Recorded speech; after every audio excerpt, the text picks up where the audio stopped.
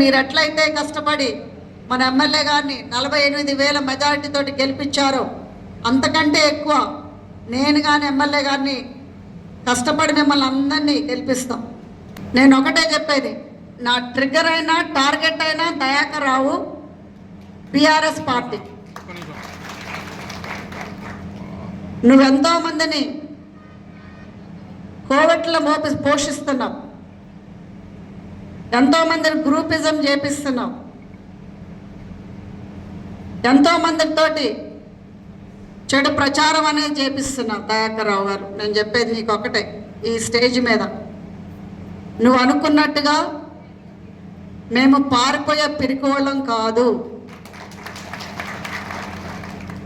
ఇక్కడుండి పోరాటం అనేది చేస్తామే తప్పితే నువ్వేదో మమ్మల్ని భయపెట్టించి బెదిరించి పంపించాలని చూస్తున్నావు. ఎవరైతే ఆయన డబ్బులకి ఆశించి కోవిడ్ రాజకీయాలు చేసేవాళ్ళు ఉంటారో వాళ్ళకు కూడా చెప్తున్నాం, ఎవరైతే గ్రూపిజం చేసి ఆయన చెంచాగాళ్ళు ఎవరైతే ఉన్నారో, ఎవరైతే అత్తాకోడల మధ్యన పెట్టాలని అనుకుంటున్నారో సహించేదే లేదు. తప్పకుండా ఎట్లయితే పోయినసారి వచ్చిన దగ్గర నుంచి ఇప్పుడు 2 years అవుతుంది, జూన్కి 2 yearsలో ఎట్లయితే పోరాడి చేశామో అసలైన రాజకీయం నువ్వు చూడలేదు. ఇప్పుడే చెప్పారు జానసమ్మలో 2-3 రకాలు ఉన్నాయని. 3వ రకం చూస్తే నువ్వు తప్పకుండా రాజకీయ జీవితానికి మాత్రం పర్మనెంట్గా పర్వతగిరిలో కూర్చోవాల్సిందే అని చెప్తున్నా ఈ స్టేజ్ మీద. నువ్వు మా పర్సనల్ లైఫ్లో కూడా వచ్చి నా ఫ్యామిలీ మీద మాత్రం ఈగ వాళ్ళగానే నువ్వు బతుకు అని చెప్తున్నా. ఈ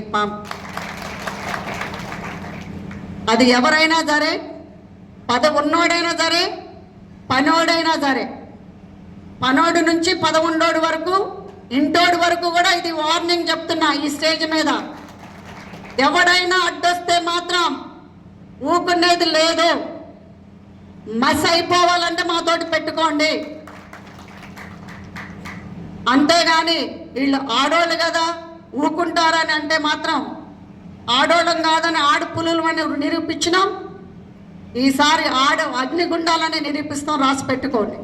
పార్టీకి నష్టం చేసే పనులు చేస్తున్నారో తప్పకుండా వాళ్ళకి గుణపాఠం నేర్పిస్తాం, గుణపాఠం చేపిస్తాం, చూపిస్తాం కూడా అది ఎట్లా ఉంటుంది అనేది. మరి మీరందరూ కూడా కష్టపడి ఆ రోజు గెలిపించారు. మరి ఆ రోజు ఎంత కసి మీద అయితే ఉన్నామో అదే కసి మీద మన పార్టీని, మన ప్రజల్ని కాపాడుకోవాలి. నాకేమీ స్పెషల్ అజెండా ఏమీ లేదు, నాకున్నదల్లా కాంగ్రెస్ జెండా మాత్రమే. నాకు పర్సనల్గా ఆశలు ఏమీ లేవు.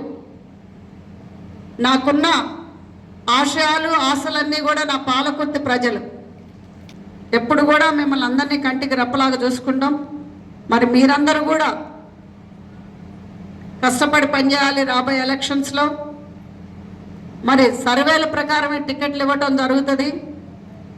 ఎవరికి టికెట్లు వచ్చినా కానీ మనందరం కూడా గెలిపించుకునే బాధ్యత మనందరి మీద ఉంది.